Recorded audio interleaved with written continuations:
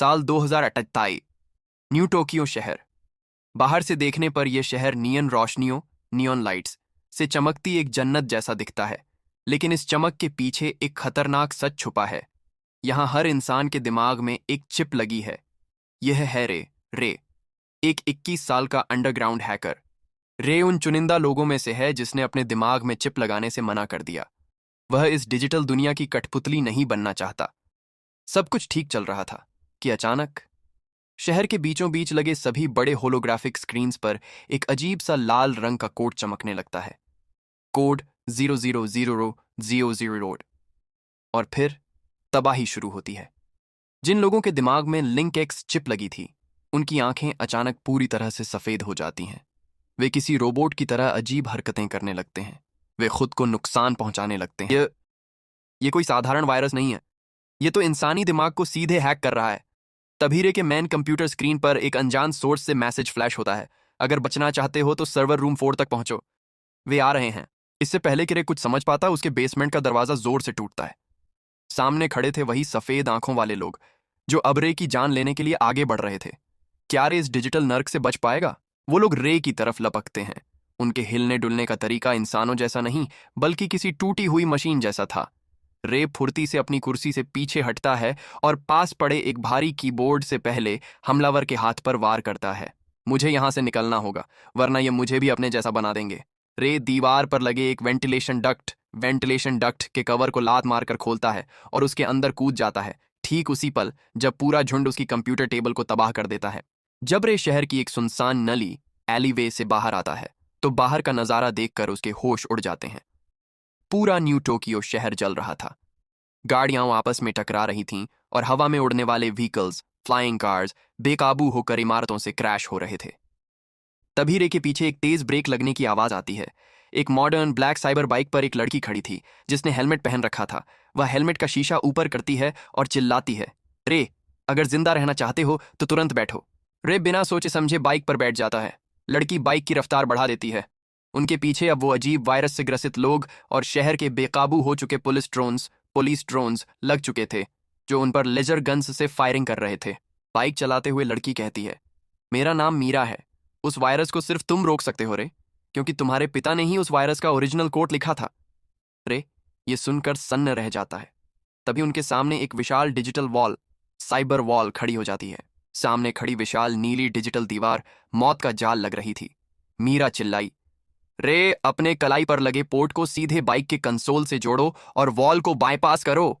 रे के हाथ कांप रहे थे, लेकिन उसने तुरंत केबल कनेक्ट की। उसकी उंगलियां हवा में वर्चुअल कीबोर्ड पर चलने लगीं। ठीक आखिरी सेकंड पर डिजिटल दीवार का एक हिस्सा हरा हो गया और वे उसके पार निकल गए। बाइक एक पुरानी बंद पड़ी अंडरग्राउंड ट्रेन टनल में जाकर रुकती है। यह मीरा का सीक्रेट ठिकाना था, जो शहर के मेन ग्रिड से पूरी तरह कटा हुआ था। मीरा अपना हेलमेट उतारती है। उसके चेहरे पर थकान और फिक्र थी।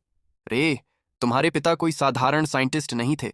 उन्होंने प्रोजेक्ट जेनेसिस बनाया था, एक ऐसा कोड जो इंसानी दिमाग की सोचने की क्षमता को 10 गुना बढ़ा सकता था।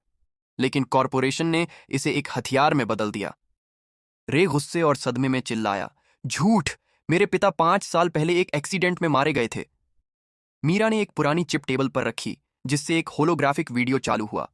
वीडियो में रे के पिता थे, जो डरे हुए लग रहे थे। वो कह रहे थे, कोड 0, इसे एक्टिवेट कर दिया गया है। इससे पहले कि वे वीडियो पूरा देख पाते, टनल की छत पर एक जबरदस्त ब्लास्ट होता है। धूल और मलबे के बीच से 3 खतरनाक साइबोर्ग शिकारी, साइबर हंटर्स, नीचे कूदते हैं। उनके हाथों में चमकती हुई प्लाज्मा तलवारें थीं। कॉरपोरेशन ने रे को ढूंढ लिया था। मीरा अपनी कमर से 2 गन्स निकालती है और रे के आगे खड़ी हो जाती है। रे, चिप लेकर भागो। सर्वर रूम 4 यहां से 2 ब्लॉक दूर है। अगर तुम वहां नहीं पहुंचे तो सुबह तक इस शहर का हर इंसान दिमागी तौर पर मर जाएगा। क्या रे मीरा को छोड़कर भाग पाएगा? मैं तुम्हें अकेला छोड़कर नहीं जा सकता मीरा।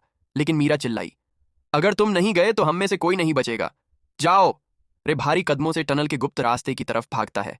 पीछे गोलियों और तलवारों की आवाज गूंजने लगती है। मीरा अकेले ही उन तीनों साइबोर्ग शिकारियों का सामना करती है। उसकी फुर्ती और गन फाइट का कोई जवाब नहीं था।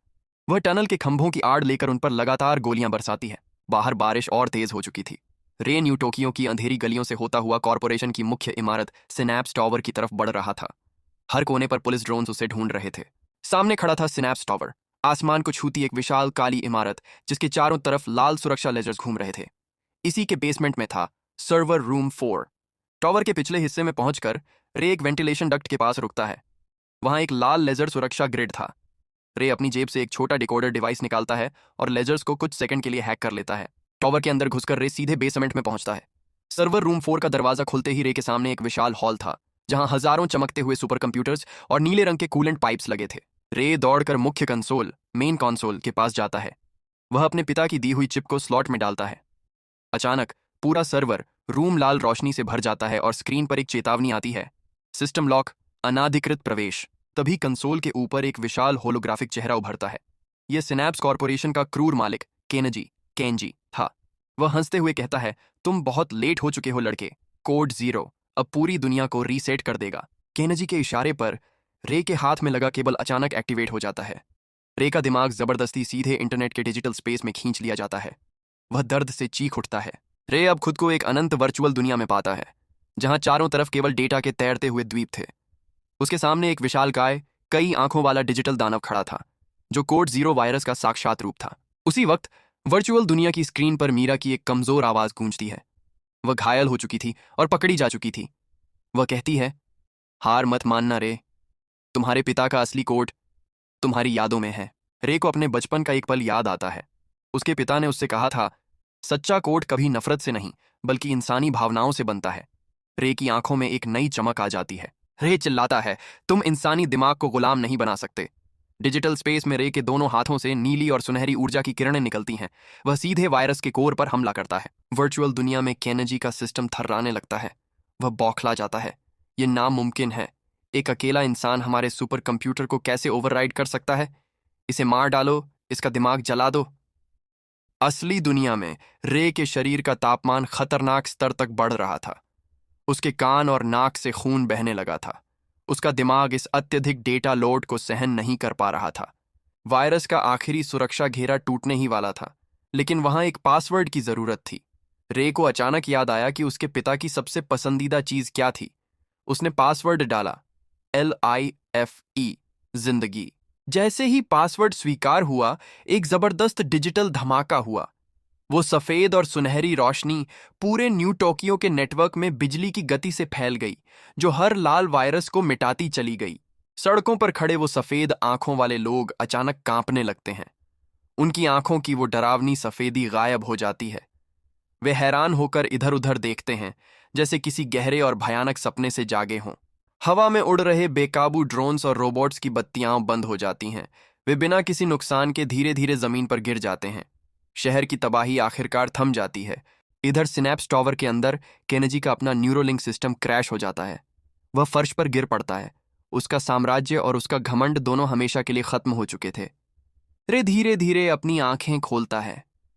डिजिटल दुनिया का कनेक्शन कट चुका था। वह बुरी तरह थक चुका था, लेकिन उसके चेहरे पर एक सुकून देने वाली जीत की मुस्कान थी। वह सर्वर रूम के फर्श पर लेट जाता है। कुछ घंटों बाद सिनैप्स टॉवर की छत पर रे और मीरा एक साथ खड़े थे। शहर पर एक खूबसूरत सुनहरी सुबह का सूरज उग रहा था। न्यू टोक्यो अब आजाद था, और इस आजादी की कहानी अभी तो बस शुरू हुई थी।